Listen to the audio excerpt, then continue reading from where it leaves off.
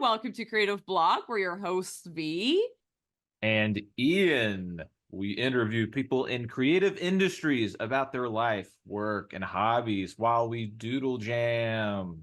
We asked people on our social medias if they had specific topics they wanted us to discuss, as well as some drawing prompts. And today with us, we have my good buddy, Pat Kain. How you doing, What's up, everybody? I'm great. Thanks for having me. Glad to be here. We did Thanks it. for coming on the show, dude. This is exciting. I'm glad to have the both of you together on the pod because I heard you have some story. Oh, lots of stories. Yeah, We got a lot of stories. Pat and I are old soldiers who've gone through old soldiers who've gone through it. Yeah, and continue to go through it. Continue. Right? Well, it's a never-ending battle, right? Yeah, you're like, eventually this is gonna get easy, right? I'm gonna prove myself and I'm gonna work on things that people are gonna know and I'm gonna get respect. No, nobody cares. Yeah, you're just gonna get disrespected forever. Disrespected. No, I think it's so crazy because, like, especially, man, this is like a sentiment that is like even more prevalent now because of all the things that just kind of disappear. Like, I feel like this has happened so many times. You just start working on a show, you get paid for a year, and then it's like canceled or not released. Or like, how many of us have worked on a project that's been canned? Because I know I've worked on one. At least one thing for sure. Or two, I guess. Actually, I have two things. I have one. If we count our thing. Oh, well, dude, if we're going there, there's been a bunch of stuff. Like, I was on a project with a creative force that I was like, oh, this is definitely going to go to series, and then certain things happen in the landscape that, like, oh, I thought this was going to be an art director project. But the just going to like recent thing, because I guess like recently there's been a lot of setbacks for a lot of us creatively. I think going into the pandemic, animation didn't really stop, right? Like I don't know about you guys, but that Monday in March, I remember that like the world shut down and like the highways in LA, like nobody was on those roads. Animation was still going pretty strong. Yeah, I worked through the whole thing. Live action was shut the fuck down, but we were able to like continue working. And it feels like, I don't know, that's a lot of power and that's pretty awesome. And people just, they wanted to keep working, obviously, but I think there's a lot of situations where it feels like animation should get more respect from people than it does. And certain like creative energies we put into projects, like, it'll get, it's like, yeah, you could work your ass off on something, and literally at any point I've learned it can be canceled for any number of reasons. So talking about something that kind of illustrates that on a micro scale, I was just attending a panel today. I'm not going to say who was paneling, but it was basically an animation director was interviewing 3 people from live action. It was like a director, a producer, and the writer from live action, and they were talking about a scene in the movie that they're promoting, the live action people, and they were getting a lot of pressure from everybody around them, from the actors, the producers, everybody, to put a specific scene at the end of their movie. And the animation director who was interviewing them said, oh, well, I've had this experience happen to me on a feature animated movie as well, but we still had to draw and animate the full scene and show it to show people that it really doesn't work. And then we canned it, obviously, that scene, but and that made me yeah. And like the live action counterpart didn't even film it at all. They were able to be like, no, we don't want that scene, we're not going to film it. And so it's kind of interesting where it's like you said, I don't know, we do so much work and and yet we still no get respect. Yeah, no respect. Yeah. No respect. Well, I think it's like I knew my a director on Apple and Onion, John Mahout. Shout out John Mahout. He's been on things since the 90s, Simpsons, Mission Hill, Amphibia, lots of stuff. So he knows he's been around. He's been around the block, and he said something to me that I literally feel haunted by. But it's you got to be the steward of your own career. And I took that to mean if you're just working hard to think that you're going to be rewarded because somebody sees your efforts, don't kid yourself. That's so Because true. Mm-hmm. Yeah, that's, you know, it's like if you're going to work, nobody owes us anything. yeah. And I mean, I'm guilty of working unpaid overtime. And like, even before I was in tag, obviously I was like, you know, those Wild West days of Titmouse, like I was talking about with like Ian and I, when we were like back in 2011. I mean, Oh, it was yeah. just, you just wanted to prove yourself. Like you're surrounded by, and honestly, like back in Titmouse, New York, 2011, I mean, like it was a rogues gallery of like monster talented people that you just were like, I'm just glad to be like learning what I'm learning. But I think the farther you get down your career and you think like, oh no, I need to put in like that same amount of effort. And then eventually I'll get beyond character designer. I'll get an art director job. I'll get like this. There's no order to anything. So No, yeah. Yeah. I I Mm-hmm. I think you got to be very careful of like number one, like especially after you've learned a lot. Like I think that's a good thing to take away would just be like protect your personal time, protect your outside life, and don't get like unless it's your show, like you're a producer or whatever, like Mm-hmm. don't get emotionally wrapped up in your work. Like do your best, learn, get better, take feedback well, but you know, it's so easy to, I think, That's so want to true. like give a Yes. part of yourself to these projects that we're on. We're passionate. I think animation people are probably some of the most passionate people in Hollywood. I think there's a lot of people in Hollywood, Mm-hmm. specifically in the live action, that just kind of want to see like themselves be, you know, famous or, you know, Mm. starfuckers or whatever. But like animation people just love it for Yeah. whatever reason, you know, they Yeah. do. And the industry takes advantage of that. I think they take advantage Yes. of our love and our passion for this Yep. stuff in every way they possibly can. Yeah, I agree. And I think I've said this, I've said this in private a lot, but I don't know if I've said it on the pod. But I think because I think animation like attracts a very specific type of personality because it is such a labor intensive. It is like such a like high labor, low reward kind of craft.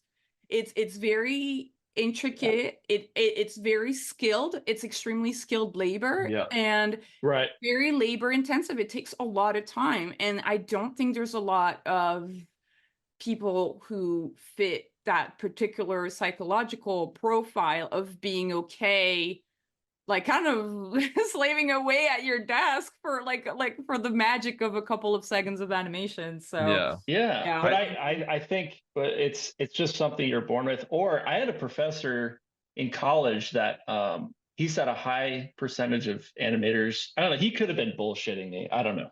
But he said a high percentage of animators that he know had head trauma as a kid. Oh And yeah. I played football and skateboarded and did all kinds of terrible shit that I'm like, maybe I just was like broken. Wait, so it's either that or be a serial killer. It's so insane Yeah. because I did hear from like there's a story in my family that my dad dropped me when I was a baby, like Oh when I was a no. couple years old. Oh I man. fell on my He head. activated your animation button. He was like, animation button Yeah. turn on. CTE. Wow, the concussion Ian, group. do you remember any head trauma? I don't remember any head trauma. I remember falling in a pool and almost drowning though. So maybe that Maybe was that Lack of counts. oxygen. yeah. Yeah, Lack but of I don't oxygen. have any memories of it, Ian. So you have to ask your mom or dad if you were dropped. Because they'll know. They're not gonna admit to that. They're gonna be like, you're gonna call child services. I'm like, I'm too old. That's all right. But Yeah. speaking of child, since we're in the realm of childhood, Yeah. did you always draw? Were you one of those kids like who drew since they were like 2, or were Yeah. you, or did it come I later? actually didn't. I was really bad at drawing, and I still kind of like struggle with like. Funny enough, I am like a character designer, but I feel like I've been able to kind of like be a nice person and to bullshit my way through life to get to this point.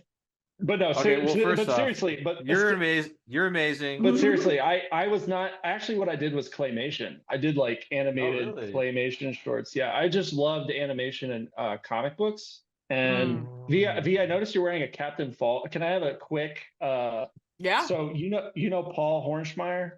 Yeah, he was our director on it. So he was my mentor for a period in time. And He actually has a pinup in my first comic book I did, Rorg of the Blood Swamp. That is so cool. Wow. Yeah, he's a great guy, a fellow Ohioan, which Ohioans are the best people, Woohoo. I think, on the planet. Yeah, Let that be known. baby. But seriously, he's great, and he was like kind of a bridge when I moved to LA. You know, I was trying to get into animation, and he was like also trying to get into animation, I think. But he had like just such a professional background. He was able to kind of like parlay it, obviously, into art directing fairly easily.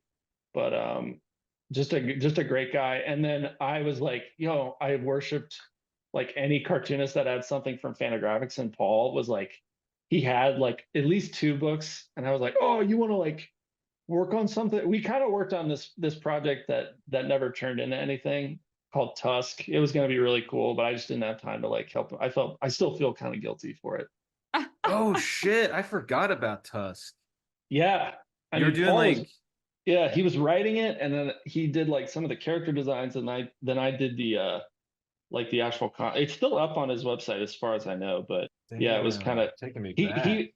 he was like, we were trying to, at the time I was like, well, I want to do animation, that's why I moved to LA, but then that was kind of like the first thing, that like creative cool thing I did when I moved to Los Angeles, was work on that with him. And then I saw he got that art directing job at, I think, on 12 Forever first, and then he was on Captain Fall, and it looks just like his stuff, and I'm just like so stoked Oh, that that's crazy. That's he's killing it. amazing. Yeah. Wow, because I Yeah. thought I was talking to Paul like really fast, and I thought he had worked mostly in preschool, but it's cool to hear that he worked on like I didn't know he had worked on 12 Forever. That's so awesome. I believe so. Yeah, I think Yeah, I think so. he was the art director on that, which is like kind of, I think, how he got into Netflix. But yeah, he worked in like, he did comics and stuff, the Three Paradoxes, which is really cool, bunch of stuff. But yeah, That's he kind of helped guide me a little bit early on, and I was trying to like shout him out every time I think of him. So what was your yeah. let's kind of like, so we're kind of talking like origin story now. You had your mentor. Did you go to art college? I did, yeah. I did a 4-year art school that has like the same accreditation or whatever that SVA and CalArts has. I don't know what it's called, but I remember that was like, but art school's art school. I feel like Mm-hmm. most of them are, Yeah. some of them have special, like CalArts is obviously like built for the animation pipeline, SVA more illustration, right, Ian? That's what you went Yeah, for. at the time it was like more editorial illustration. They did have they did have an animation program, but I was more in the cartooning illustration program. Mm. Yeah. And I mean, I went to art school. I got what I got out of it. I think like your career, art school is, it's what you put into it is what you get out of it. Mm-hmm. You're building your connections and stuff. I'm mentoring a student at CCAD, Columbus College of Art and Design, right now, which is my alma mater. Mm. And biggest advice I could give to like college kids as a whole is, find your like-minded group there, because that your guys are all starting out at the same point, like, Mm-hmm. Yeah. And you can pull your resources easily together. And I think like a move to Los Angeles or New York or whatever is easier to do it as a group. I moved out with my wife. We saved up about, some money, but I think it would have, we had a friend, Cameron McLean, Ian and I Yeah. worked with, and he had just moved out with like a bunch of his friends. And now he's like, I think the head character, like artist on something at Shadow Machine, I think. But like, Hell yeah. I think that's definitely something. If you're gonna like, make the leap, you didn't go to like CalArts or whatever, but you want to go to Los Angeles, find those people that are like you, that want to do that stuff, and just like commit. Hopefully you like live with them, so like commit to like, it's got to be people that you get along with, and just Right. just be like, yeah, we all want to make cartoons, or maybe you don't want, maybe your friend doesn't want to necessarily make cartoons, but like you want to go do something. I definitely encourage that. So Well, I mean, we didn't live together, but because we were working at Prince Syndicate, and you were like, "I'm going, dude. I'm going to yeah. California," and I was like, "Shit, maybe I should go to California." Yeah. I mean, so Yeah. like we literally We like I think within a week we found a place like within a block of we each walked other. we lived in Valley Village at the time. You were like on the other side of Burbank Boulevard, and I was like, within spitting distance. No, it was good because we had you there. We had you and your Yeah, it was sweet just a wife nice there. little So it support was like, system. So you're like yeah, not alone. I think because that's so that's true. it too.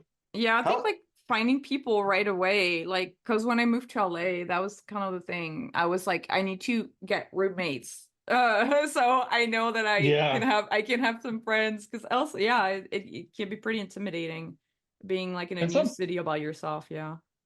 yeah, and some people get the fortunate, like you get a job offer and then you can move out, which I think is like obviously the most ideal way. But Mm-hmm. the vast majority of people I think that end up, you know, moving to Los Angeles don't have a job, so they're just like trying to script and save everything I can to do it.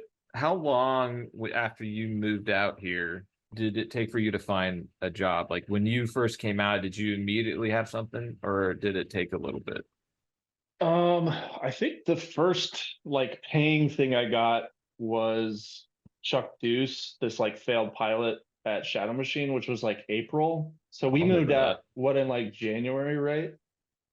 February. Yeah, I think you moved out in January. I came in like early Feb. So it was a few months of like, yeah, nothing. So stressful, right? Like Oh yeah, I baby, was I remember. I hung out with Paul like when I first moved out, and he was like, "Yeah, I'm trying to, get shit going, but maybe there was like a couple things Paul maybe had like coming down. He was like, "Well, if this happens, like I'll bring you on." I was like, "Cool, but I'm not gonna count my eggs before I hatch." So I was still looking for work, and our buddy of the show, Sean Glaze, was Oh, art Sean. directing. Yeah, he was art directing this pilot called Chuck Deuce, which I don't think there's even evidence of online. Oh my I mean, God. but it was like, yeah, Adult Swim is doing like this thing where they were like, I can't remember what it was exactly, but it was like a competition between pilots. So they would like put you against your pilot Oh against somebody else's yeah. pilot. And like we were in the same batch as Tigtone, and Tigtone Oh, won like the gotcha. bracket or whatever. But anyway, it was a fun show. It looked like Sean stuff. The writing wasn't very good. But It was the made by like these guys that weren't really funny. Sean they did were like I this don't he did like this whole cool rap intro that they just cut. And I'm like, what the fuck? Like, you people have no like brain in your head. That was like the best part of the show. Yeah, well, that during that time, when we first moved out, I think yeah, I was like looking for a gig for about it took about 6 months or something like that But you did some before. animation on Chuck Deuce. That was your Yeah, first that was job, the thing. So technically. then you hit me up. I was like, yes, please. Oh my God. Give me Yeah. something, baby. I remember we did that drive to down like Hollywood and just like we were just like, did we make a huge mistake? Yeah. Why did we come here? This job literally is 4 weeks. Yeah, it was a quick. I mean, I was desperate, man. I I needed I think so bad. I did like backgrounds and character design, and then they transitioned to animation. I could do animate like actual animation. So I was like, well, can I just stay on and just like take the same rate? And Shadow Machine's like, sure, but we don't care. We fucking don't give a shit about you. So Was that well, they before? Was that job before the BuzzFeed thing, or was it after?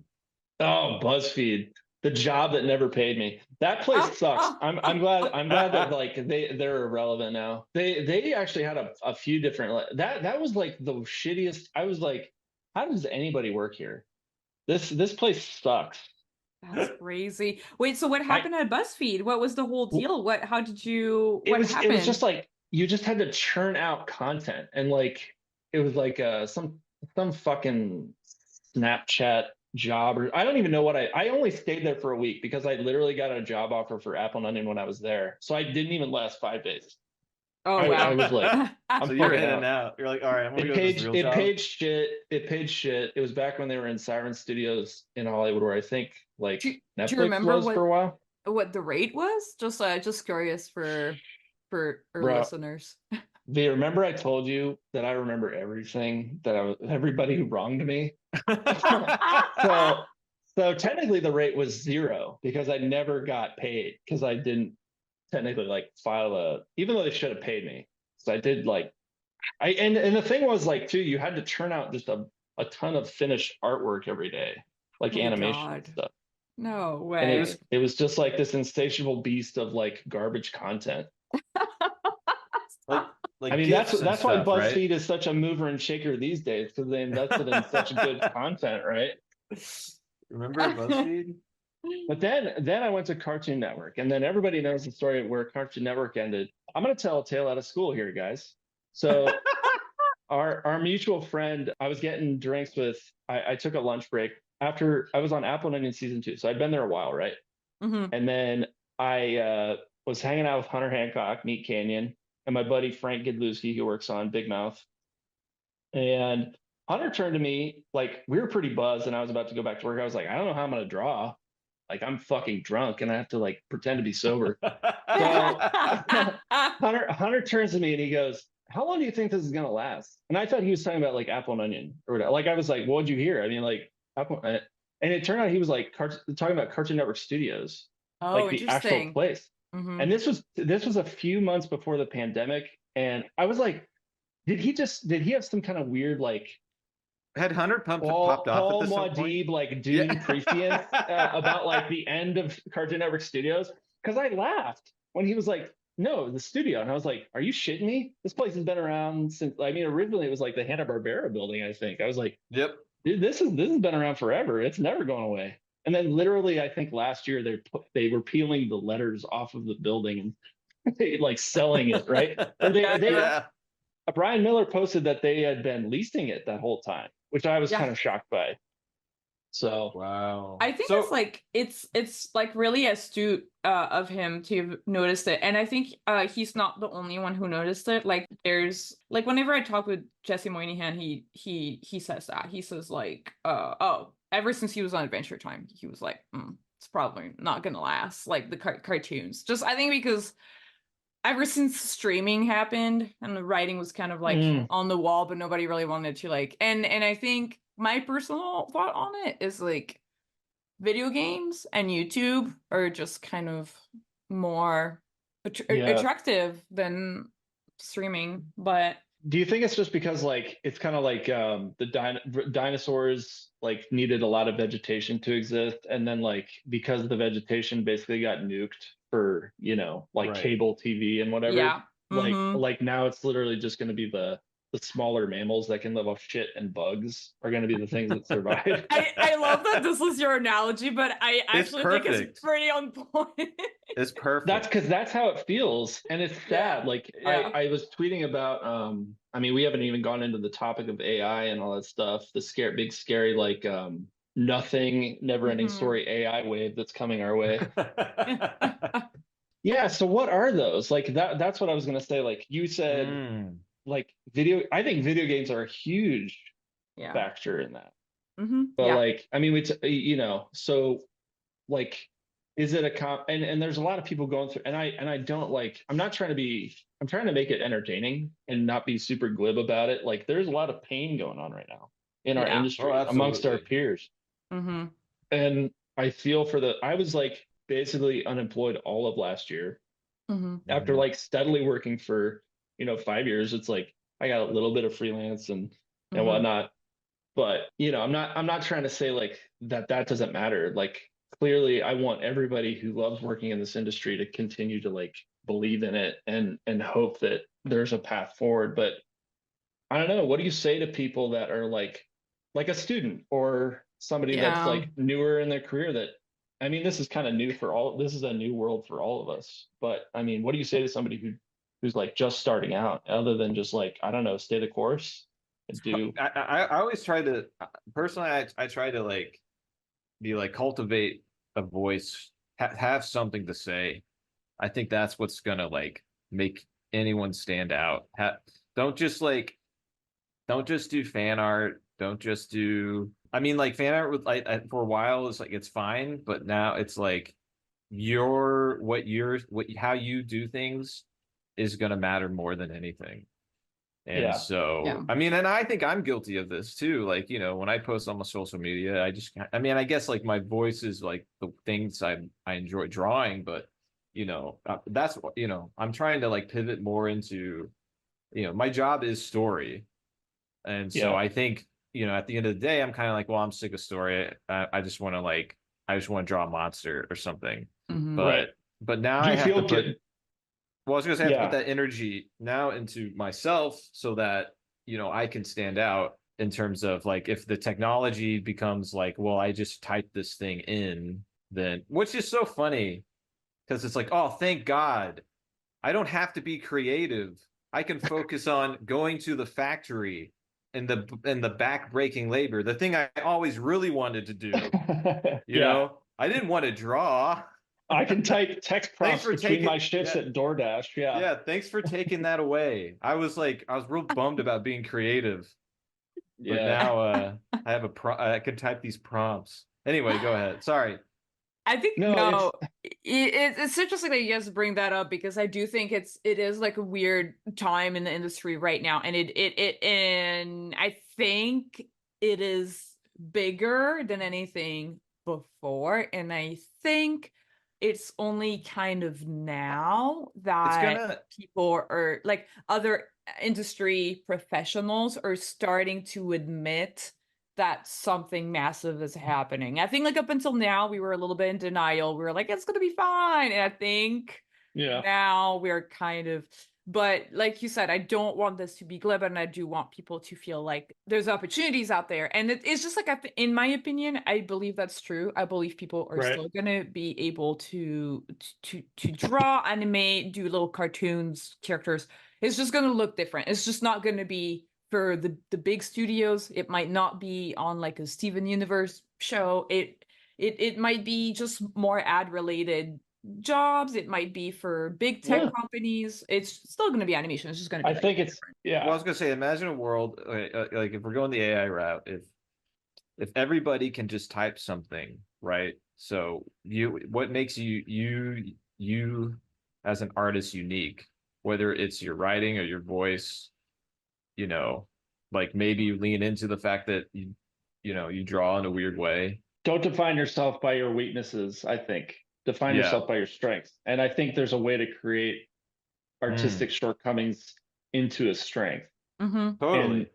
I think also like not having any a big thing too, don't have any preconceived notions about the direction of your career. Because Yes. let me tell you, That is as a incredibly 35-year-old smart. as a 35-year-old man that thought I was gonna be like, in a different I'm in a great situation. I gotta count my blessings, but I think things take, the time they take, and your opportunities, you got to seize them when they're given to you, and they are what they are. But just like, I don't know, you want to just say like, yeah, don't worry about it, but it's also like, no, worry about it, pay attention, but like still, while you're, worried about it and concerned with it, like remain productive in Yeah. whatever way that is for, I think, a person, because I think it can be very paralyzing, like a lot Yeah. of the shit we read.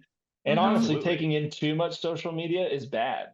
Yeah. I think we're gonna the generation alpha or whatever, they're gonna be like, Jesus Christ, you guys were smoking that unfiltered social media. Like, you guys, Mhm. no wonder you were so fucking depressed and needed better help and all that shit. Cause like you were You got yeah, nuking you your got brain like hours and hours, just like staring at your device. Oh, You dude, know I that know. Zoomers are starting like a fraction of Zoomers are starting to use dumb phone. So basically phones without social medias on it. I have heard about that. And That's I pretty think cool. it's great. I think they are going to know how to regulate it. I think it's like, do you know the history of alcohol and just like the invention of like whiskey, and it just like destroyed families, and it was like, this Mm-hmm. thing's great. And it was like people were drinking whiskey like beer when it first came out. I learned that Yeah. in Oh, wow. the Ken Burns documentary on Prohibition. Great documentary. But yeah, it's kind of like whenever humanity invents these things, like AI. I mean, it's just like we're just, oh, this is so awesome. Let's just like overindulge, and like, you know, Yeah. Well, wait we're till so great. We invented this thing, and then it's like, what have we done to ourselves? And then I you know. regulate it on the back end. So When you start seeing porn show up of your grandma fucking a dinosaur, then you're gonna be like, oh, this was a bad idea. You know what I mean? yeah, It's gonna get like really your twisted. friends are going to be able to, dude. That's a good point. Your friends are going to be able to deep fake like your Yeah. mom having sex with your mom. Oh, Yeah. stop. I mean, but nobody No. understands like Could how you like imagine everybody's if you like, got that text when you were 16? That insecure, I was super God. insecure at 16. That I would have probably, you know, it's just gonna like be. had to gone out into the woods and like build a little lean-to and never looked at I it. know, Like, I'm never leaving the woods again. I'm just gonna hunt Oh rabbits my Yeah. and God. yeah, just grow a beard and be a wild man because I can't deal with this brave new world we're living in. Grow a beard and be wild. I love that you brought up Brave New World because I think it's my favorite book. I think honestly, I think what drives me insane about Brave New World is that when was it written? It was written kind of early, like in the 30s. I Yeah. think so. Or Yeah, Aldous 20s or Huxley. something. I never read the book. It's just kind of like a analogy that I hear used by smart people. So Oh, dude, please, if you read it, like I'm such a nerd about that book. Clemmer editor will testify to it. If you want to insert a clip of you saying how much you're tired of me talking about Brave New World, Clem, this is your chance. But I Yeah. think it's like so prophetic to an amount that is insane with our Well, current day society, which is like it's yeah. really crazy. Well, say that I know isn't the soma, that's like a thing, the soma Yep. and like the yeah. yeah. Yep. I know a little But bit about it. but there's been a form of this. So here's a reason not to freak out, everybody, about what we're talking about. I know we're kind of being Yeah, I feel like scary, somebody is but like maybe being a little scary. yeah, I feel bad. but here's the thing. They've been writing about this stuff since like the 30s. So forms of this have come out, right? And humanity has survived, Yeah. right? Yeah. People are still making stuff. There's still art. It's just it evolves and changes over time. And you have to be how willing am I to want to change with it? And if you're Mm-hmm. like, you know what, this has changed so much that I no longer recognize why I'm interested in it, that's okay, Right. you know, and maybe use that as to your advantage. You don't know, but I'm just saying that like because we've been writing, you've had authors writing about this stuff for centuries. It's just a problem that we continually deal with. That's why it's like, oh wow, why am I relating to this book? Why are these 1984 or whatever? It's just like all this stuff pops up again. So it Yeah. happens in cycles, and we can get through it. You got to think positive. That was a big thing that why getting into tarot. I don't know if have you guys kind of like looked into tarot at all, like the cards. I mean, I'm aware of them. I've never done a tarot reading though. I got into I'm not like super good at reading cards. I do readings for myself sometime every now and then, but it's cool because the cards have been created way back in the day. Like one of the like official quote unquote versions was kind of like in the 1400s in France, but they existed prior to that. And to see that we're still dealing with the same kind of problems that they were back then, because the cards are still relevant now, is I think is really cool. That's And right. it is comforting because you're like, okay, this is just emotions and it feels scary and big and unpredictable and chaotic, but people have gone through this before and we're still alive and we're okay. It's just gonna look different. It's just gonna look different. Yeah. Yeah. Yeah. So, Yeah. having said that, what motivates you to get out of bed and draw every day? Money. Money's good. Nice. But honestly, yeah, like if I try to just talking about like going analog, I've been getting into just like my sketchbook that I don't really share Dude. with people. And just So- like, because you did that. I remember Mhm. Ian had kind of like a come to Jesus moment or whatever about his work at some point, which I'm sure he talked about. But like Ian just like didn't talk to any. Remember, you went like no communication for like a couple months and we're just like going to your job and drawing in your sketchbook. And then there was like a drink and draw we were at, and you showed me how many fucking drawings Oh you had done. yeah. And I was like, dude, what the hell? And it's like probably what everybody knows your stuff for now, but like, and your stuff looked the same back then, but I can attest to like from myself and also from just like the outside view of Ian, like what he was able to do, just like kind of cutting off stuff that was toxic, if I could be so Yes. bold, Ian, and just kind of like focusing on the work and what you like and what you're passionate about. And just like, if it's a sketchbook or maybe it's like a film or whatever, just like protecting something personal in your Yeah. artistic journey that's not just for money is like what gets me out of bed, I guess. Yeah, no, totally. And I think everyone should have that. I think like, yeah, you have it with your sketchbook, you know, you get, you know, you post a little hint of it on social media. I got to see it, but Yeah. yeah, I think that stuff is like really, really important to like get out of like your, I don't know, that we get into patterns as human beings, as animals, and Yeah. it's patterns and familiarity is comfortable, but sometimes you need to break that pattern and try something else, and it just gets you out of that. Like it's like, oh, okay, you know, yeah, again, like just find something for yourself, kind of like Pat said, you know, it really helped. But you know, like I'm just gonna go back a little bit in the conversation, because I feel like we kind of like brushed really fast on how you broke into the industry, Pat. But our patron Money Bean is asking, was your first job in the animation industry Superjail was your first job in the animation industry? Was there anything you know or you were told was a really good part of your portfolio or skill set at the time? Okay. So I can kind of talk about that a little bit. So when I was in college, it was like my first year. I was an older student, so I was like trying to just I knew I was like mature enough to like get an internship. So I was just looking for internships my second year or first year. I can't remember exactly. And like I said, everybody's timeline is going to be different. When you feel like you're ready, I think you're ready. You just have to kind of believe in yourself. totally. So I saw on Vice I don't know, they still do documentaries about like war and stuff, but back then they used to do like just fun cultural stuff too, and they showcased that Superjail season 2 was happening, and I love Superjail. And I literally did like a Google search for Christy Caracas's email, the creator, and I sent him an email knowing it probably was gonna just like not get read. But I think it was like, I'll work for free. I'm looking for an internship. I'm a student. I don't know. In the documentary on Vice, it looked like a bunch of people were just like working on Cintiqs and cleaning stuff up. And then Christy was even like, oh yeah, we just need like a bunch of people. So that's what you see here or something. So I was like, well, maybe I could be one of those like scrub people that like clean shit up. And he emailed me back and he was like, yeah, if you want to contact, here's our line producer, PD, get in touch with him. And I did. And I drove with my sister and brother to New York for a very quick, it was literally a 5-minute interview where PD was just like, okay, you're not weird. Awesome. Yeah. So then after the interview, when my year wrapped, I went up to New York and was basically just like, it was like sink or swim, motherfucker. And you know, I didn't know how to do like the job at all. I pretty much lied and was like, oh yeah, I mean I had made some stuff in Flash and Harmony, but I didn't know what I was doing. And I basically had to learn on the job how to like clean up animation and color it. But no, it was a super valuable experience. And it was just it was my first time also like getting carpal tunnel. I'd Oh, never experienced really? that before.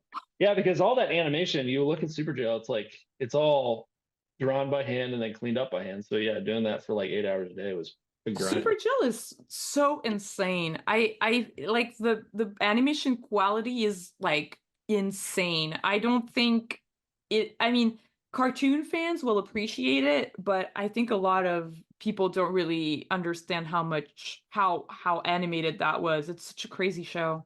Yeah. Do you know like Jim Hosking? Do you know the Greasy Strangler and like Tropical Cocktails? Do you know he's a commercial director. He did. He directed this movie Beverly Left Lynn. Yeah. He's made a few things.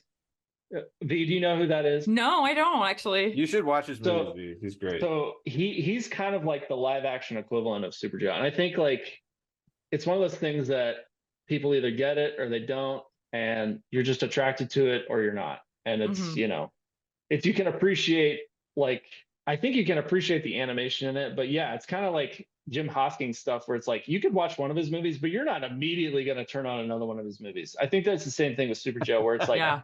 you could watch one episode, but you're literally not going to be able to process the next one. It's kind of the same thing with like JJ Villard stuff, you know, like I can appreciate him, but I can't watch more than one episode of his at a time. It's like too much. It's like energy, like bam, bam, bam. You're just getting bombarded. Well, you got to think like it's like, yeah, like paced almost like noise rock or something. Mhm. Where you can appreciate that kind of like Erebon radar, or, whatever. But if you're just constantly listening to it on loop, you're not going to be able to like Yeah. appreciate it for what it is. It's I just feel going to be like like noise. yeah. No, I feel like that's a kind of a good thing because the way our brains do, kind of going back to social media, like we're constantly like looking for the next little endorphin rush, the next little fix, and it's kind of nice to like be forced to like Yeah. put the thing down and be like, okay, that was a lot. I'm gonna chill out, Yeah. like instead of just like constantly like more, feed me, Yeah. It can like overstimulate you. Yeah, Yeah. yeah, yeah. Yeah, because there's so much going on, like visually. Now it's funny because I've noticed like once, like myself, just kind of like was watching Black Mirror, and I was watching with my dad and my sister, I think, or something, and then we finished watching one episode, and I really love dystopian kind of like dark stuff, and so we talked about it for a little bit, and then I was like, "Do you guys want to watch another one?" And they were like, "Oh no, we gotta process this. We gotta think about it." Yeah, I think there's So, something to that. yeah. Like, I'm watching The Curse right now, that Oh Nathan yeah. Fielder show, Mm-hmm. and my wife, we're watching it, and I'm like, yeah, I'm gonna need to like, she's the same way. She's like, yeah, we'll try to watch as many. I think the most we're able to watch in one time was two.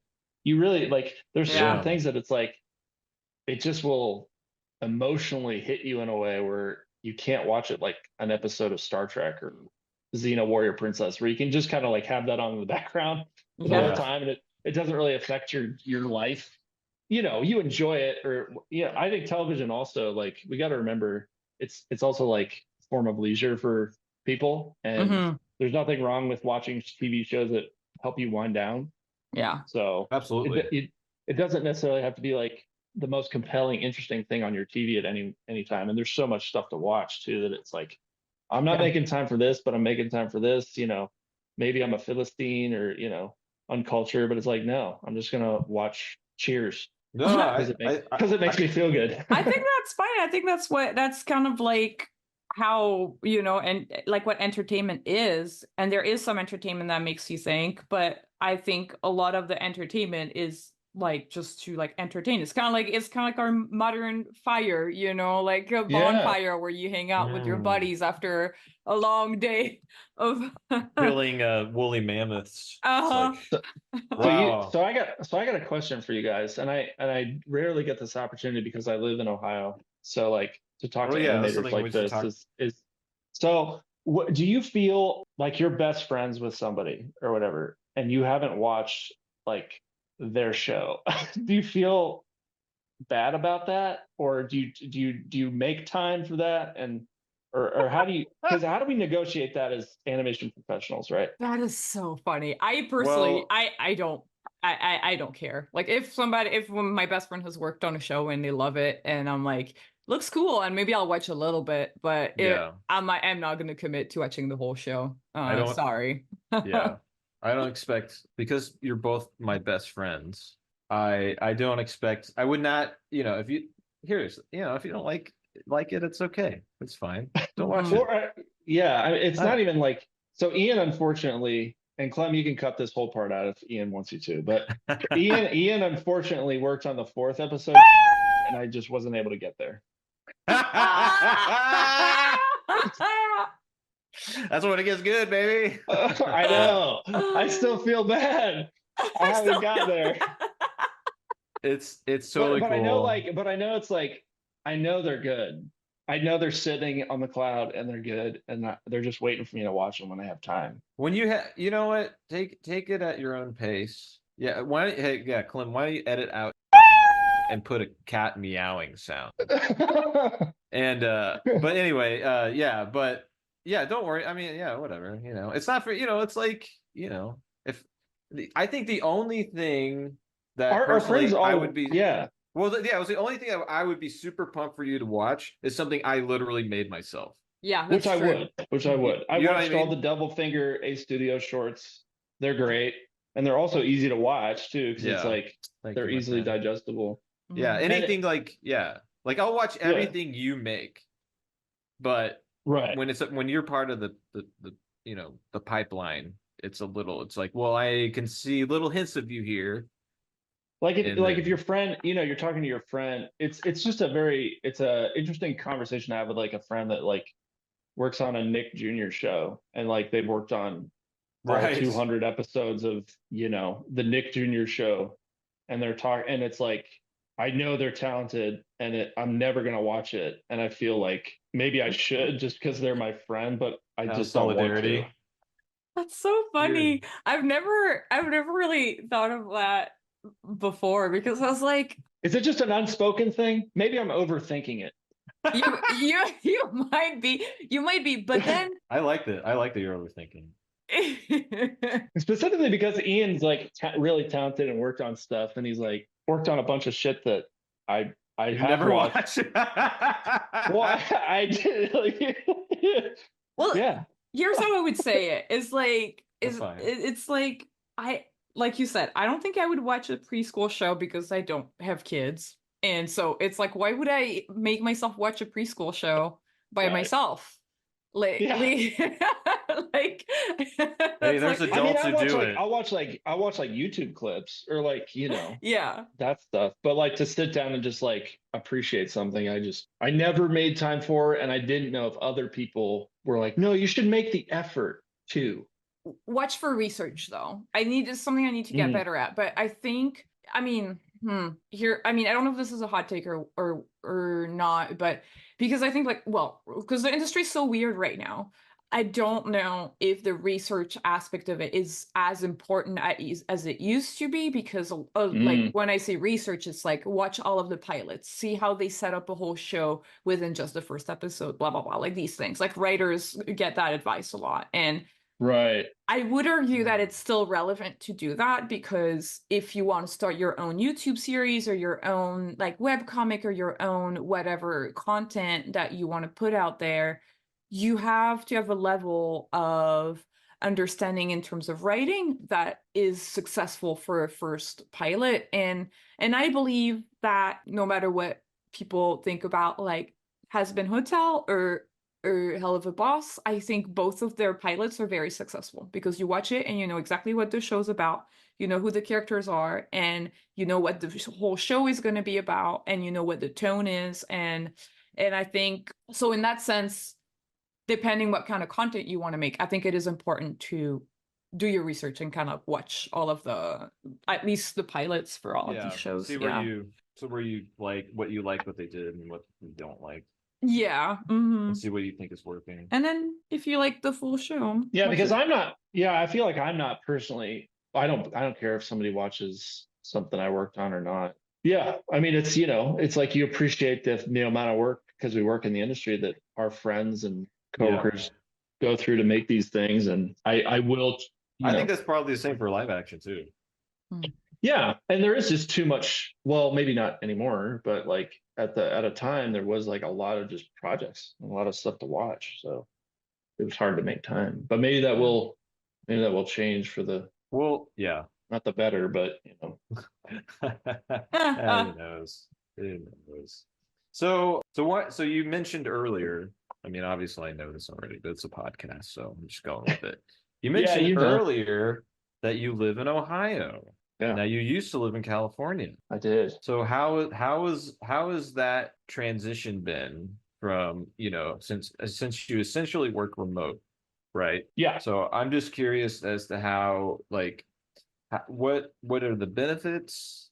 What are the challenges from kind of moving out of, the animation industry is pretty much in LA.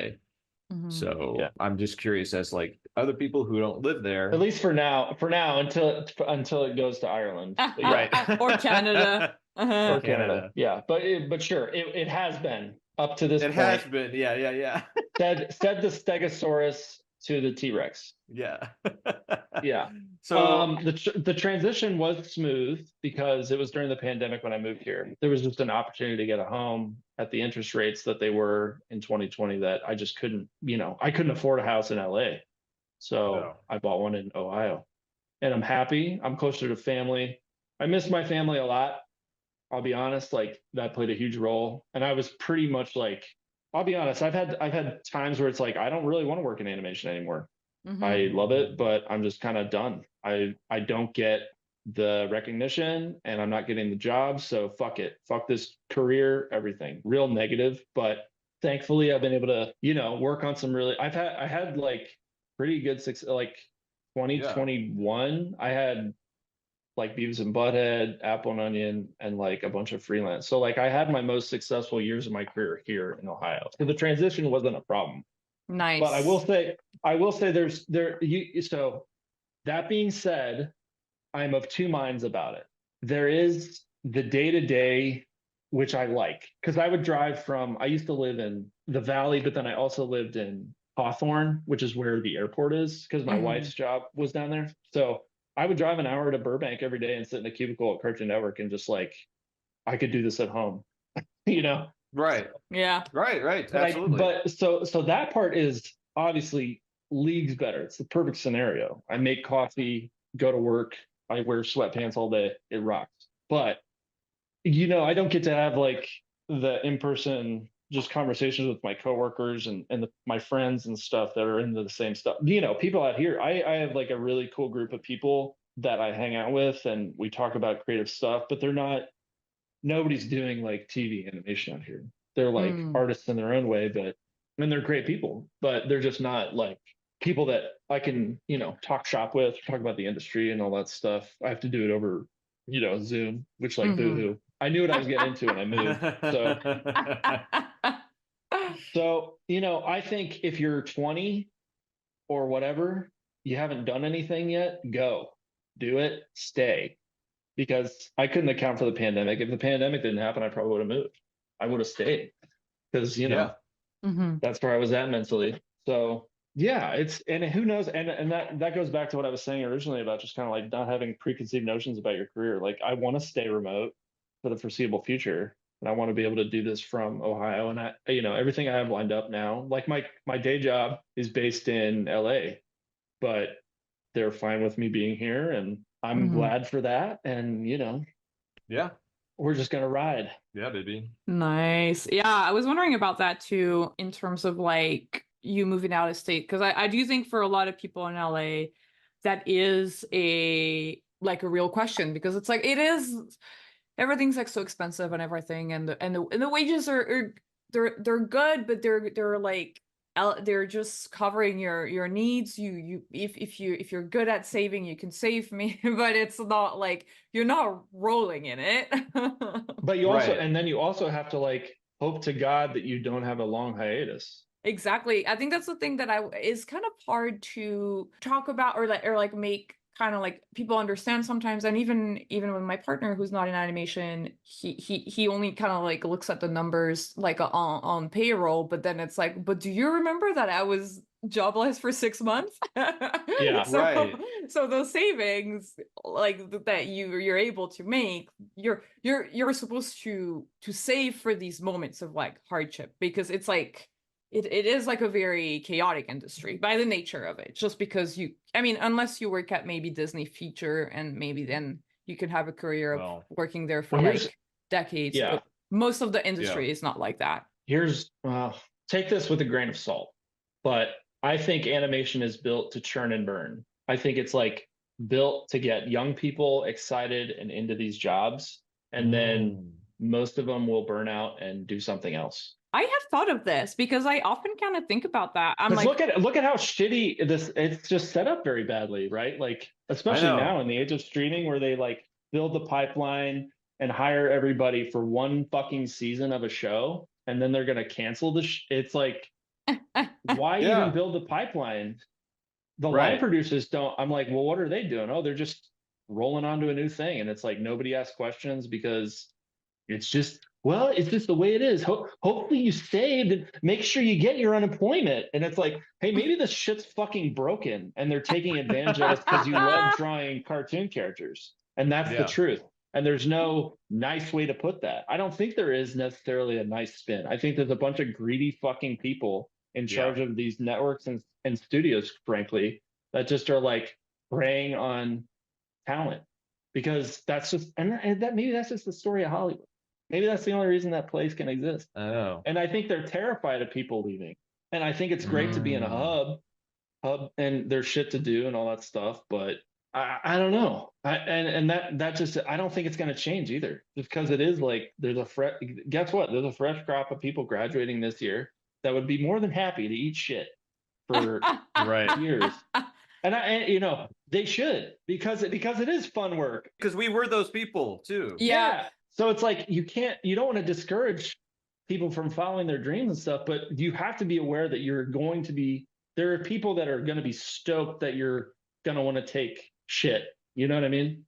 That's Yeah. I think about this a lot, in the sense that every now and then I kind of look around and try to look at like the crew of a show that I'm on. And I'm trying to be like, okay, how old is everybody? And yeah, like most now when I started, I was the baby. I was always the youngest on all the crews, and it looked like everybody was in their 30s.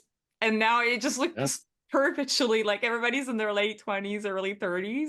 For sure. I was like, yeah. where's everyone that's like in their like 40s, 50s? You don't really see a lot of people in their 50s in animation, unless they're like EPs, like, you know, like producers. Well, that's the trajectory of the people that I think end up sticking around for a long time. Like, I mean, I'm not on a show right now. I'm working in advertising. So it's like I've transitioned out of television, you know, and I'm in kind of a new part of my career. And I'm like, I would be down, but I'm also like, well, I'm not going to give up, you know, the regular paycheck and the benefits of having that for like, but look at the talent behind this show. It's like, well, it's awesome. Yeah. Whatever show it is awesome, but it's like, it's not going to be around forever. And the landscape is so strange right now that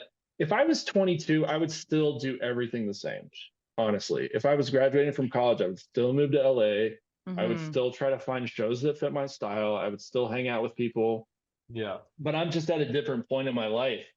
And I think to have the same goals and expectations of yourself that are like, I'm going to hold myself to the standards that I did when I was 23. I'm going to be fucking punk rock about, you know, just living. I'm going to live in a commune with fucking a bunch of people. And no way, dude. I'm not going to do that. I'm just not. No. So I won't, you know, I'm just not going to have the same career as like Ian. I'm not going to have the same career as UV. I'm going to have my career, and everybody's going to have their own career. It may mirror in some respects, but it's not going to be the same. That's interesting that you bring that up in terms of careers, because I think it kind of goes to show that there can be like a lot of FOMO in this industry, as in like, for sure, you know. And have you experienced that? Like what do you? I think I did when I was younger, but then I just value like my independence and like being near my family and stuff to a degree where I was like willing to sacrifice my career for it. Yeah. Basically. Not to say that that's the right way to be. I think there would have been as much argument for me to stay in Los Angeles and to continue down the path, but that I was on. But I made a choice, and life is just a series of choices. And I tried to think long term when I make my decisions now. And the thing is, and I'm not hesitating to say any of this stuff, but I don't want anybody to think like, oh, okay, I should like always be on guard and just think everybody's out for me. It's like, no, that's not the case. You're going to meet as many shitty people. You're going to meet like some of the best people. Like I talked about Paul. I'm going to just shout out a couple like people that have helped me. Kevin Lee. Oh, Kevin. When he was an exec at Nickelodeon, sent me an email and spotlighted my stuff. And I'm sure Ian talked about him. He helped both of us a tremendous amount. Christy, and PD Schindel, at Titmouse in 2011, were like, yeah, I mean, we're not going to pay you. And then I moved there, and then PD was like, he was my line producer, and he was like, yeah, you want to stick around? He offered me a job, and I was like, well, no, I should go back and finish school. He's like, why? Why are you going to do that? And I was like, I don't know, because I probably should. Thankfully, I did, because I met my wife when I moved back. I wouldn't have even met her if I had taken that job. So, but I met some people that just and George Gendy from Apple and Onion, great dude. and just like, you know, I wasn't the best draftsman. I probably would have been a better fit as like a storyboard artist, but he needed a character designer and I was willing to put in the hours, and it just like believed in me and brought me back for season 2, and a great series of art directors. And just, you know, there's been you meet a ton of, I feel like the people you meet that are good, with the exception of maybe 1 or 2 line producers I met, like most of the great people are like directors and like on the creative side of things that just like encourage you and to do all that stuff. But Yeah. you know, No, that's so No. great. I love to hear that perspective because we don't have a ton of people who have that perspective. I would say for anybody who's listening to a podcast right now, maybe check out the Grover Tunes episode and the Anthony Holden episodes, because it's both people who are like out of LA and still like having a really great career and pursuing their personal projects on the side as well. And it's really true what you're talking about, how you have to think long term. And I think that's kind of what helps a little bit in the chaos, like kind of have like a little bit of that, like you have a direction, you have an overall idea where you kind of yeah, want to go, but it's not yes, precise to the point that you would be Yeah. completely defeated and broken if right. right? How can You have to, like also, I think to think like, say your goal is to become a character designer, Mhm. right? And that is a very, especially, it used to be kind of like a more simple job than it is now. Now you're doing like on Apple and Onion, I should have gotten credit as a key animator, quite frankly, and all of us should have, because it was a flash show and we were doing a lot of key poses for the animation studio because that's how just the pipeline worked. And you know, it's like, well, shit, am I going to be an animator? Am I going to be, well, I guess I should like become a director. It's like you have to have a plan. And when you're given an opportunity to like art direct or make that leap in your career, you're going to feel scared about maybe doing something that like you're responsible for, you know, more stuff. But that's kind of where you want to be, I think, long term too. Like, I don't want to be drawing every frame of stuff that I work on. Like right now, I'm working on a secret thing that Ian's helping on, that I can't go too much into detail, but Yep. like I'm producing it. So it's like I'm doing a lot of the drawing just because like but I'm also like hiring people that can do other stuff that isn't the drawing, like or that for me, like I'm like, oh, I'm gonna hire a better animator. I want to be you. I think eventually you should think of your career, if you want to be in it long term, just think of it like gonna just be drawing like key stuff, like coming up with the main like Yes. idea, not drawing every finger, every pose. That's like honestly for the, you know, the intro jobs, like you are, I mean, I started cleaning and coloring. It's literally like you're just polishing artwork. And then I think eventually where I want to be is where I'm just coming up with the look of a show and hiring a bunch of people who draw better than me to make it look awesome. And then I can take all the credit. So It's a good plan. Well, yeah. you know, you're kind of we kind of touched on, you know, I know I would like to talk a little bit about your personal endeavor, which is, you know, I think a long-term project, which is Skull Crusher. Yeah. Your animation production shorts. Yeah, my YouTube channel, Skull Crusher. Yeah, Yeah. I for the last 2 years I've been working on Skull Crusher with my buddy Rudy Schultz. He handles like, I look at it this way, as like he handles the sound, I handle the visuals. We treat it kind of like a band. Like he's got his responsibilities that he's, you know, he's got to play his instrument, I got to play mine. So we don't really function in the same way as like a typical animation production where we're working on stuff, bounce ideas back and forth. But basically what we're trying to do is just create things that we're excited about and we want to, you know, work on. And we've gotten some good feedback on it so far. We put out the longest tune, which is kind of like a cheat, but it's a collection of all of our shorts sort of packaged together, called Skull Crusher Volume 1. Like 16 minutes of animation I did all myself. So that goes. So I was literally thinking about that when I was like, I don't want to be drawing every frame of animation. Right now, I still, even with my personal projects, I still am, but I think that's kind of like, because I still have that in me. But I think long term, I would be very happy if there was somebody who actually had a budget that could like partner with Yeah. me, and I just come up with the the look, and I can hire talented people to help Yeah. make it happen. Mhm. But No. it's not like I'm like actively looking for that, but just like I still love making my own stuff and have a desire to do so. So that's been my outlet for that stuff. No, that's cool. No, I think that's like a really good project to have because it just sets you up. One, it showcases your sensibilities Mhm. Right. as an artist, your story, how you like to tell stories, how you like to draw. And so it's almost like little, I don't know, any one of those could be like turned into like a show at some point if it, if the money came along, Yeah. that's kind of the cool part. Yeah. I was just gonna ask really fast. Do you feel like your channel has helped you land any of your advertising gigs or like any gigs? It definitely has helped. Like I got my A Studio stuff. Like I produced a short Oh hell uh, yeah. called The Thursday Crew, and that was kind of like a showcase Yeah. of just that I'd worked with them before, but I was like, well, this is kind of what I'm doing now, so like I'm definitely thinking along these lines, and I think I did like 10 of them last year for them. 10, that's fucking crazy. That's a lot, yeah. Yeah, they probably were like tired of me at a certain point, but they're great to work with. I That saw feels you. They awesome. pinned some of your stuff to the TikTok. Oh, cool. Oh, hell yeah.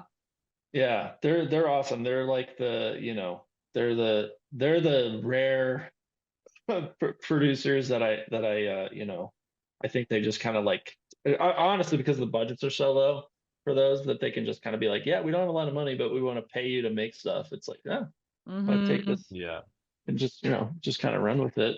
That's kind So of the thing with these productions that have like very, very small budget, at least is that they don't ask for a ton of notes, or they let you be pretty free creatively. But which, That's yeah. really yeah, cool. I prefer over honestly the latter. I mean, I think there is something to be said for like, hey, these people are paying you millions of dollars to make a TV show. Of course, they're going to have like, they're going to A assign million you a notes, producer. yeah. Yeah, because it's And their asses. yeah, it's their asses that are on the line, right? And A Studio is structured in a way where like because all that stuff goes to TikTok, it doesn't get to like the Fox people, like the development people, because I believe like the producers at A Studio, they were like originally development people, and then Ben Jones, awesome cartoonist, and he's the exec over there now. He's had a couple Hmm. shows, Problem Solvers and Stone Quackers. So Wait, he's a studio. Oh man, Banjo's. yeah, he's like he doesn't work with the artists. I had one conversation with him about stuff, but he's kind of oversees A Studio, but he's kind of like the shield against the bullshit like Wow. TV execs that would want to have like notes and stuff. He's like, well, we're just making TikTok stuff right now. So he kind of created a nice biodome of cool animation over there I love with that also guy's the three stuff. producers and like so many talented artists that just make shit. I Yeah. love. There's like new stuff every day. It's awesome. Yeah, if like people listening to this pod, definitely I would definitely recommend that you follow a Studio Digital either on TikTok or Instagram. It's really fun because there's like a ton of different artists. You have like one new short every day, and Yeah. it's like so different. Like, and sometimes like artists like Sean will just do like one-offs where the style will be completely different from a short to another. So that's really cool too. It's like a little bit of a it's like a little festival every day in your pocket. Uh-huh. Yep. No, it's cool. Yeah. I like the variety of working with them. And like how was it doing 10 of them? Did you was it like all of the same series or was it So different six, concepts? six, yeah. So six of them were for the Thursday crew, which was like one pilot, which we're working on kind of put it. I don't know if like they have a plan for it, but we put it together in like one long short. And then two of them were kind of spin-offs with like the Ryan character, which is like a proxy for just me. If you Mhm. watch the shorts, you could tell. And then two of them were just kind of like a one-off, just like short film called Awash, about like a sailor that meets Poseidon. Mhm. Yeah, I love those. Yeah, those were great. on the ocean blue. So I watch those. I'm a good friend. I knew it. I'm a good friend. I watch them.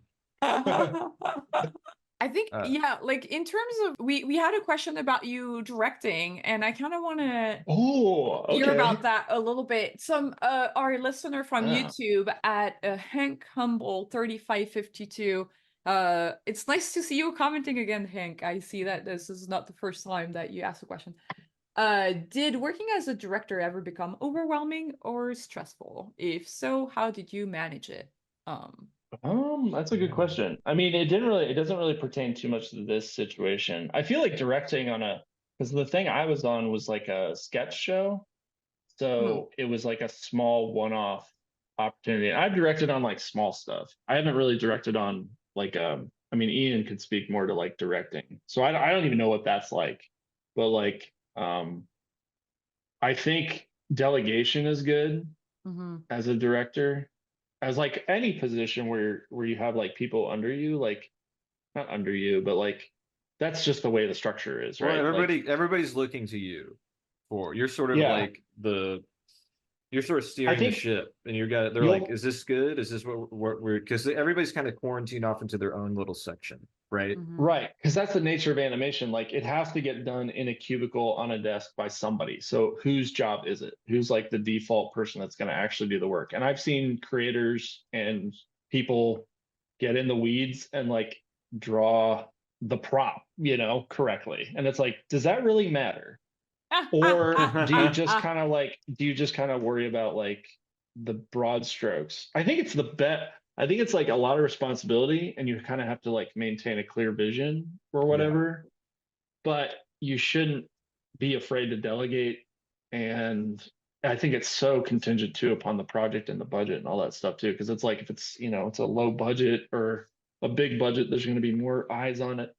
So, but I think just having a clear vision, not being afraid to delegate, and then clear communication, being able to communicate when you need help and is key. I think you'll burn yourself out if you're just kind of like, I'll just take care of this problem myself, and just like burning the midnight oil every day. You won't last, you'll go crazy. Yeah. So Ian and I did this podcast where it was like, they would animate like the podcast. It was like Space Ghost style. Yeah.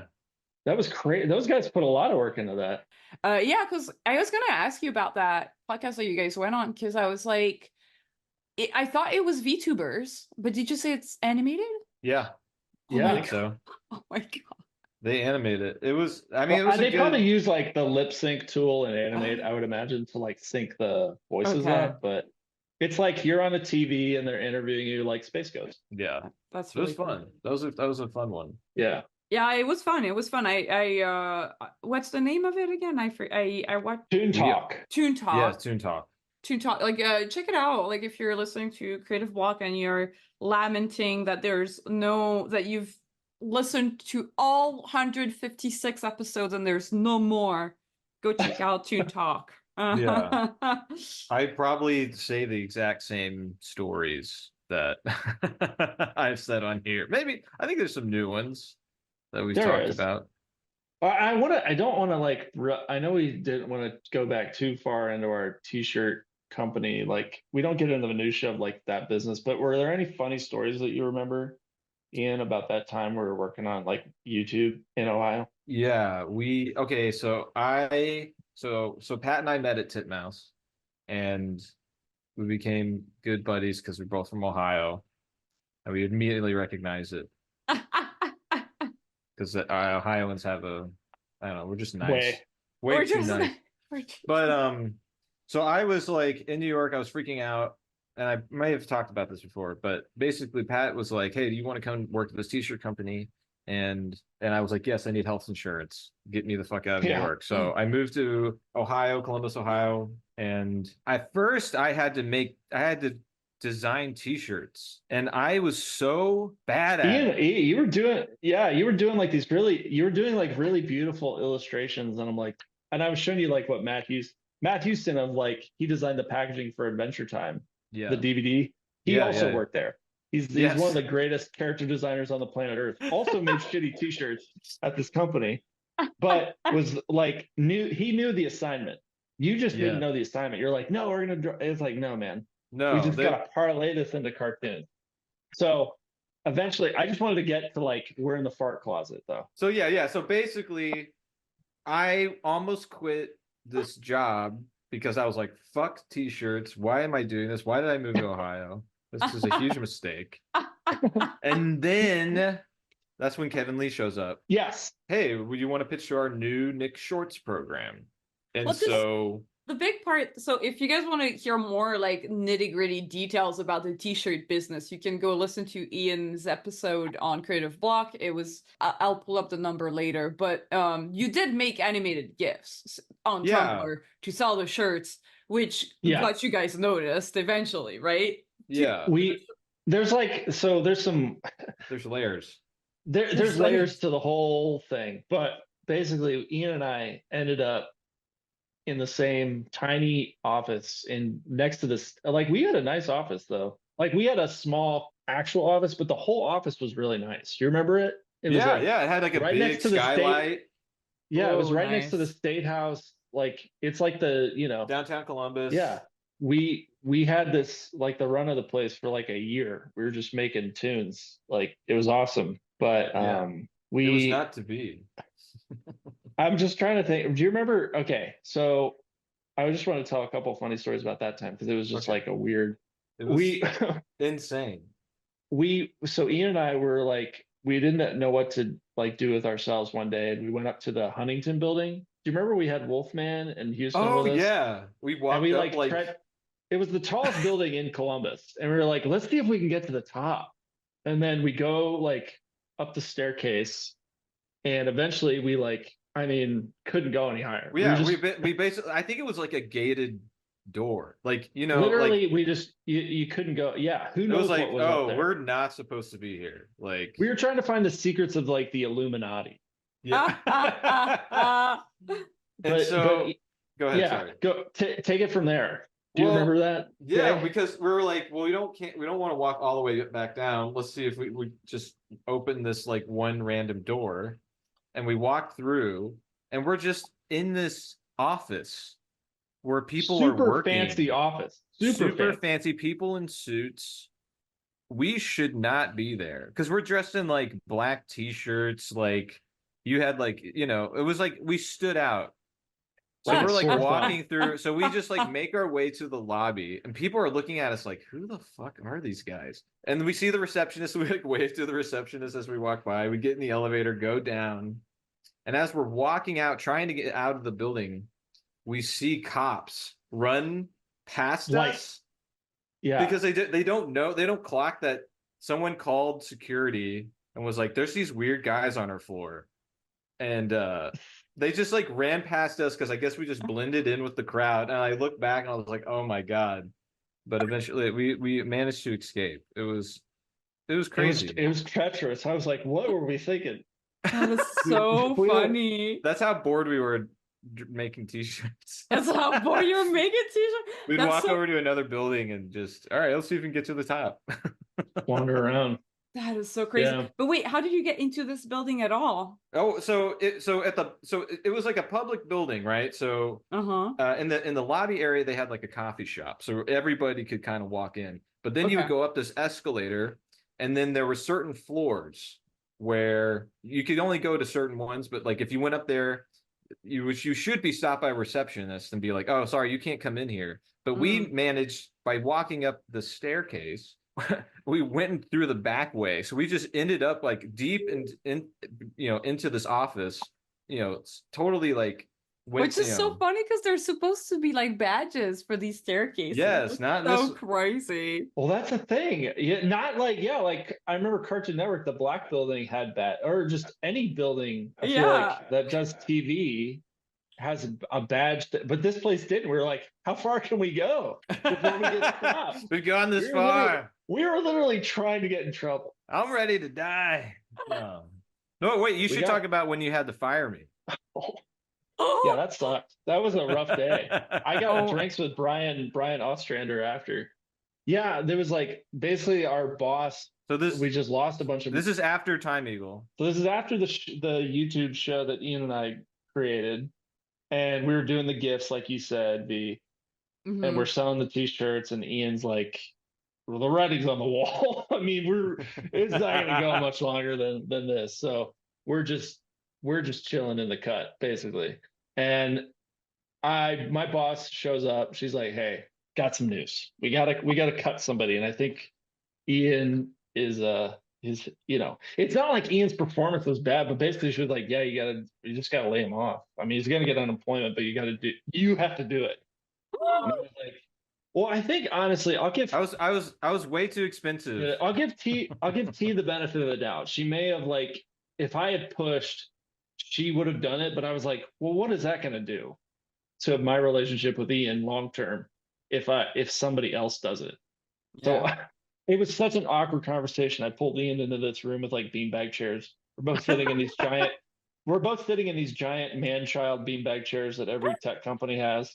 And I'm like, so dude, how you doing? There's some shit. I didn't even remember the word. I feel like I was like, oh, I'm getting fired, aren't I? I'm Oh, getting laid off. I think Ian said he's like, am I getting fired? I was like, And I I was could like- see it. I could see it in I your was like, demeanor. I think I said, you're not getting fired, you're getting laid off. And I think you were like, can I just go home? And I was like, I think so. And you're like, fuck yes. And I was like, dude, it was not my call at all. They gave me no choice. And I mean, luckily but wait, by this point, Pat, were you Ian's boss or like were you coworkers? I was Has- his like I had a team of people that were like I had Cameron McLean, who I shouted out earlier, that is at Shadow Machine right now, killing it. Character design lead, was a cleanup artist, and then I had another character or cleanup artist, and then Ian was like art director, co-director of Time Eagle. So, but at this point, we're all just kind of GIF artists, and I'm managing like the branding design team, some horse shit title that I basically didn't do. I planned my move to LA the last 6 months I was working at that job, so I didn't really do anything. But yeah, it was tough. It was like, yeah, you got to fire your boy. Let me tell you, not fun, dude. And I think, like, honestly, think about if we were in I mean, you were ready to dip. I think at that point you were just kind of, yeah. But like, if we were in a situation where it was like, he's not a good fit for the show, I have to tell him that would have been worse, I think. Oh yeah. Well, we complained all the time about that job, so it was almost like a blessing in disguise. We were like, yeah, because you got really unemployment and you were doing free. I think you were doing free. You were like, you immediately had freelance to work on, and you were also like doing that thing for Teen Titans. Yeah, right. It sort of lined up. Yeah, and I was only there. I quit. Gibby and I had my wife. We had gone to LA to like look for a place to live, and Ian was sort of doing the same thing. Like I want to say like maybe 3 months after that. Like I didn't even wait that long like to leave. I mean, that company I think is actually like gone. Oh yeah. There's no way they're still around. I think they like got bought out because I know I track people on LinkedIn that work there, and I think it's still I think they still have jobs, but it's just different, way different than when you and I were there. Interesting. Yeah, it was an adventure. I mean, we had some good times. We definitely got to like, it's almost like you get to play a different kind of like in a different genre of music or a different like size of band, and we were like two dudes in the garage just fucking like making up this weird rock that no one's ever heard of or likes. Yeah. And then, but it was interesting enough that somebody was like, "Hey, would you want to play on our band over here?" And then it basically like, I think it just helped us. It helped our development, but it wasn't like a long. Yeah, it didn't help. It wasn't like a long. I knew it wasn't going to be a long-term thing. I was like, well, it's we did have dreams of it like turning into like a little mini studio out in Columbus, Ohio. Like maybe if we get this Nickelodeon short, it could. I think if they would have asked us like, what do you want to do? with this instead of just kind of being like coming up with strategy on their end and then just kind of because we got direction from like people that didn't do cartoons. Yeah. But I think they probably would have been amenable to it. But I was also just like, I was young and I was put in a position of like, yeah, you're in charge of this. And I was like, well, I don't know what I'm doing. That's so funny. That's so crazy. Like they were just It like, is crazy. yeah. Here, figure this out. Like, can you just be like a business major and an artist major and just kind of take charge of all of this and manage all this money? I feel like I was better at bullshitting when I was younger. I just had like a real sophomoric like view of myself. And I was like, yeah, I could do that. No fucking reason why I should do that. Just like believed with no impunity that I could. I was like, yeah, I can do that. If I will it into existence with the power And of my you realize mind. that's how our world works. Yeah. Yeah. No, 100%. No, for real. Like the more, because especially like recently I've started like listening to more like podcasts on like covering tech and business, and it's all bullshit. It's all like just, WeWork, the WeWork. Do you watch the WeWork show on Apple? That's So, that. I haven't watched the show, but I've listened to the podcast, and I was just like, this is fucking insane. But every single time, Theranos, WeWork, Cerebral, all of them, they all the same, Yep, cut from the same cloth. Yep, same thing. Bankman-Fried. Oh yeah. Oh. Same. The FTX. Yeah. FTX, same thing. They're all, it's crazy because the more you listen to all of this, sorry, like everybody now, this is the segment where we just talk about business scandals. It relates to animation. But it's crazy because once you start listening to like these kind of like businesses and how like they always just like rise really crazy fast. And they make billions and the billions of dollars. And everybody's like, well, they're the new hot shit. And you have the CEO that's just like playing video games while he's pitching his venture to the investors. That's Bankman-Fried, but you know, they all have a twist on that. And then they all crash because it's all lies. And it's so insane to see that it's always the same pattern. Yeah. But bravado and self-confidence and pitching the big ideas, it always works. It does. And it does kind of suck in a sense because I do feel like Hollywood's not that different. It's not that different from all these businesses. Hell no. When you listen to how these guys have to, or women in the case of Theranos, like, or even 23andMe. I was literally just listening to 23andMe. They're going down that path, the same path. Like they're crashing because of mismanagement, whatever. Yeah.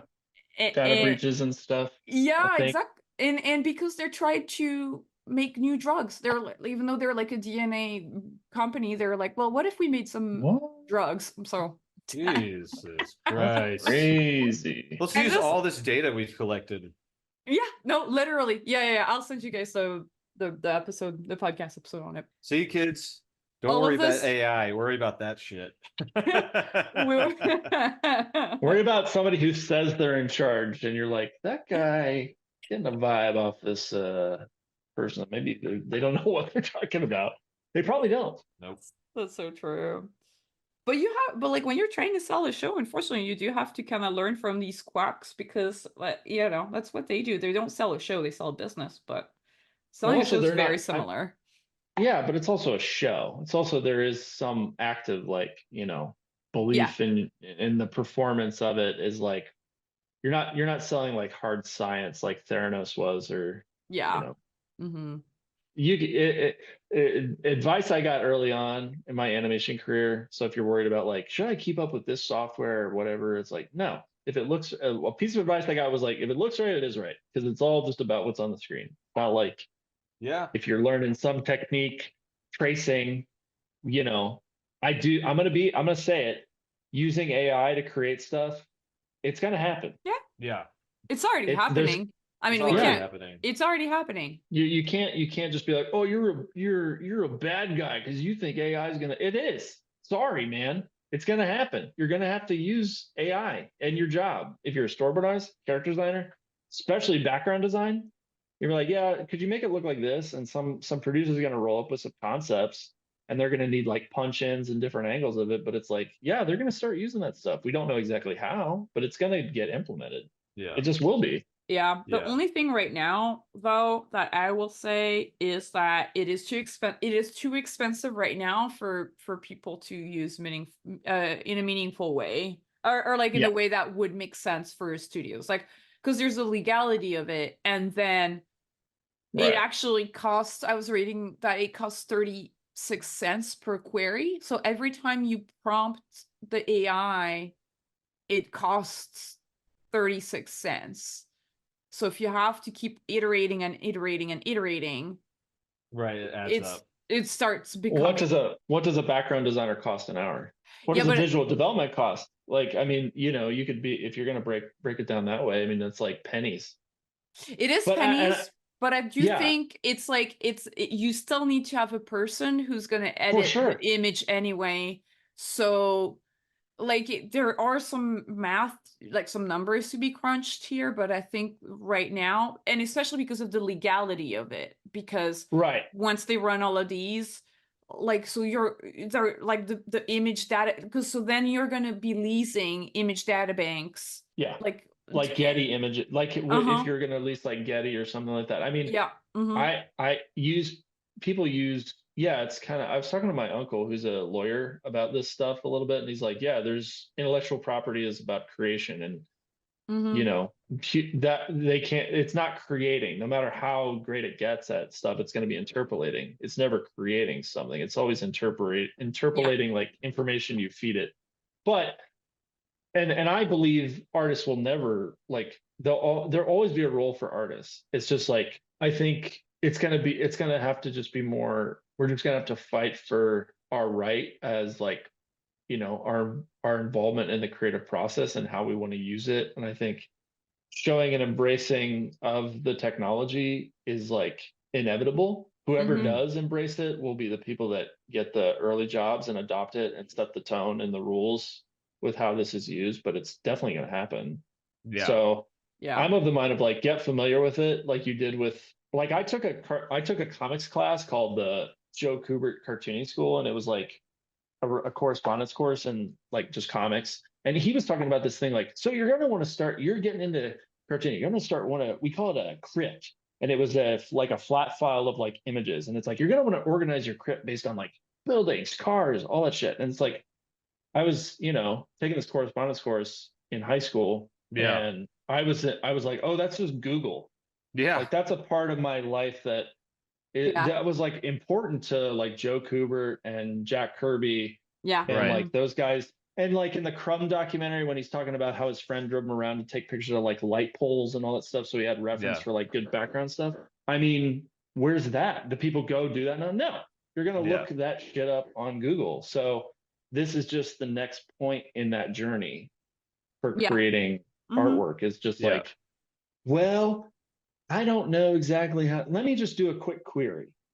Let me make it, you know, and then it's like, that's not the final piece of artwork that's going to go to broadcast, but that's going to get your mind going in a way that it's like, okay, that's my North Star. Yeah. But it looks hinky in this way. So I'm just going to like, and do just my thing because I'm a professional and make it look right, you know? Absolutely. So, no, I was going to say, like, and just because that might become the standard, like, for that doesn't mean, because as an individual artist, you can do it however you want, you know, like for our generation, it's like, yeah, we're not going to build up a file, like, or you know, paper clippings of like what we need of our reference. We use Google, but you have a phone or a computer. Yeah, but I'll probably still use, you know, if you want to use Google, you can use Google. If you want to look up reference, if you want to go out and take your own reference, like, you can, like, that AI doesn't stop you from doing that. That's basically my point.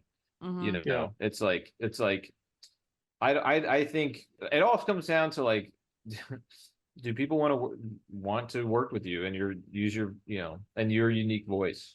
Do you have ideas?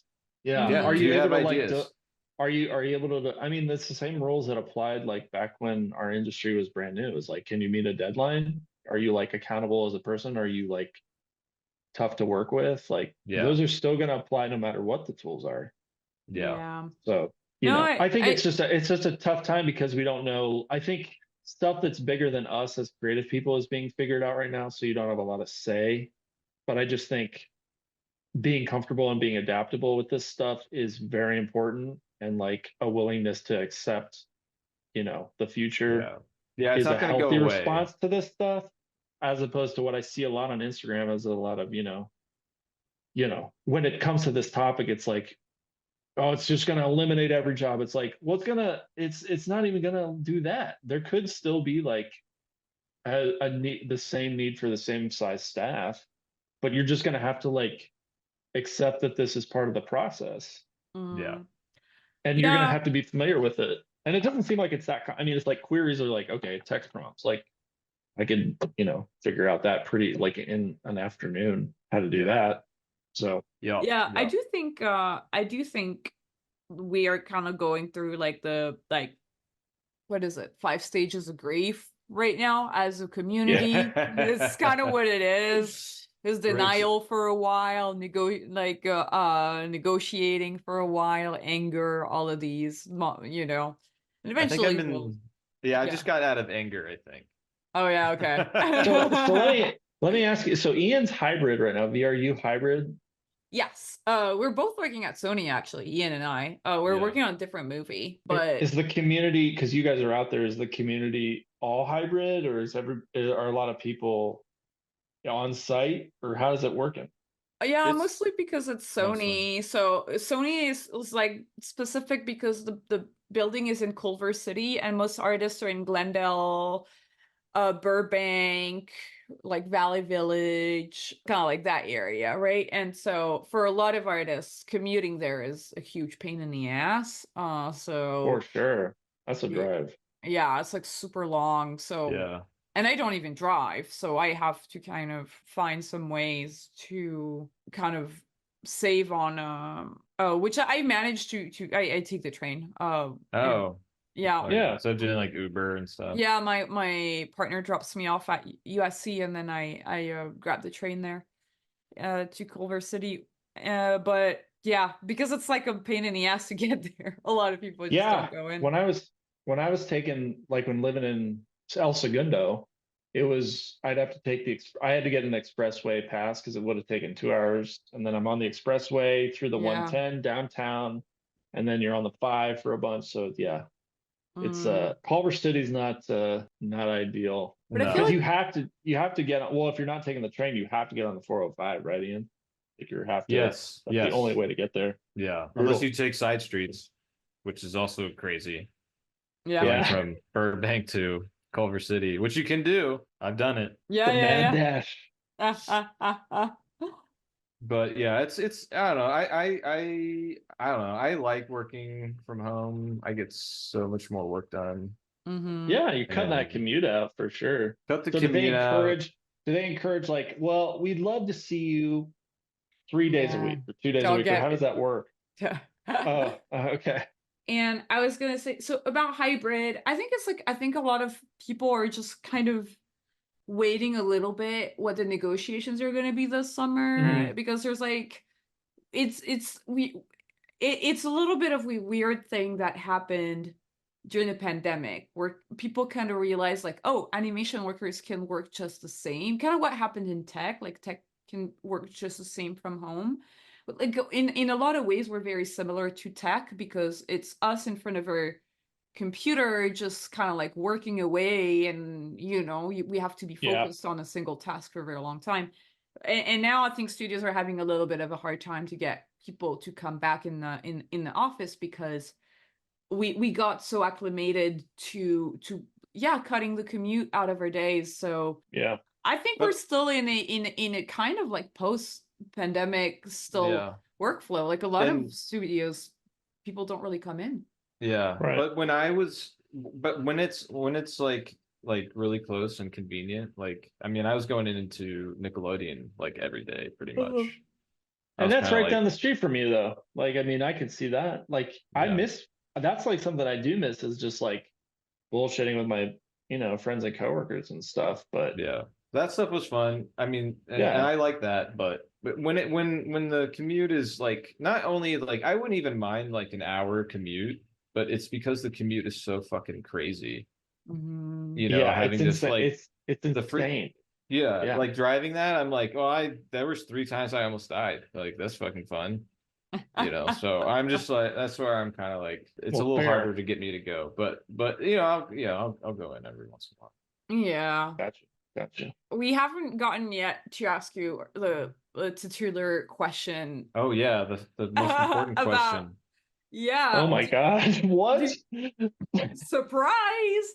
No, but we always ask our guests if they experience creative block, and if Oh. you do, like, what does it feel like, and what you do to kind of deal with it. Yeah, it definitely happens. Kind of like you feel it, right? Like you're just not inspired and you're just grinding away and you can tell the work's not good or whatever. You know your signs, like if you're experiencing it, but I think step away because you already know you're not doing good work. Even if you're like, you know, on the clock or whatever, like step Mhm. away, realize it's not the end of the world. Like if you're struggling and if you have the ability to, like, if you're not under deadline or whatever, if you have the ability to transition into another task, not even if it's like washing, for me, I like do something around my house. Like I will wash the dishes or I'll mow the lawn or I'll go for a Mm. run or just anything to kind of break that cycle up. And then I think like breaking that cycle literally has to be a physical act first. Mhm. Interesting. Yeah. And if you don't, if because you can't just sit in your office chair and stand or stare at your like desk or screen and like expect it to change. Mhm. Just do something physical that's different than what you're doing. And if you're like, yeah, that would be how I deal with it, is just doing something that's not that. Yeah, that's I Like think, great. yeah, whatever you can do, especially if it's something that needs to be done. Like I'd say chores or an errand or like a physical activity like exercise is a great way to deal with stuff. But totally. it's like anything that's like I would say like, you just don't whatever it is, just don't draw something else. Like because you're just gonna kind of be in that same physical routine and same mental routine. So Mhm. yeah, something that's very alien to what you were currently doing would be my advice on how I deal with No, stuff. I that's a think, great suggestion. yeah, I like that you really bring up like the physicality of it, like getting up and like doing something else. I do think that really helps get the brain like moving in a different direction. Yeah. Is there anything that you want to plug? No, not really. Not even your Adult Swim, your Studio Digital shorts, or any of Oh your yeah, I mean, you your could look at YouTube my channel. yeah. I mean, yeah, you could look at my Bat Stains Instagram. I've got a bunch of tunes up there. I've got comics for sale. If you like Yeah, comic books. that's something we didn't get to get into, but yeah, Pat's an amazing comic book Yeah. illustrator as well. Strictly like on a hobbyist level though. I'm not like a professional. It's literally just like my own stuff, my own creative passions. No, I'll have stuff to plug. Maybe I'll come back on when I'm working on a kind of a big thing right now. And then maybe I can come back and do another app when I have something to plug. But for Nice. now, that's all. I love it. Well, that's the end of this creative block. Pat, thanks for being our guest and sharing your story. And thanks to our listeners. Follow us on social media at CRTV Block, where we ask for drawing prompts and questions to our guests. Huge thanks to our editor, Clements, for editing the podcast, Marco for helping us produce the show, and Abuka for creating the short clips we've been putting out. If you love our show, you can support us on Patreon. Becoming a patron gets you early access to interviews and access to our Discord community. But another great way you can support us is by interacting with our content. You can like, subscribe, comment. Yeah, comment something. Comment how you feel about AI. And all that good stuff. Click the link in the description of this episode to follow Pat on all his socials and also to access our Patreon and all of our different socials. I have been your host, V. And I was your special guest host, Ian. Keep being creative. And we'll see you next time. Love you. Bye. Bye. Bye.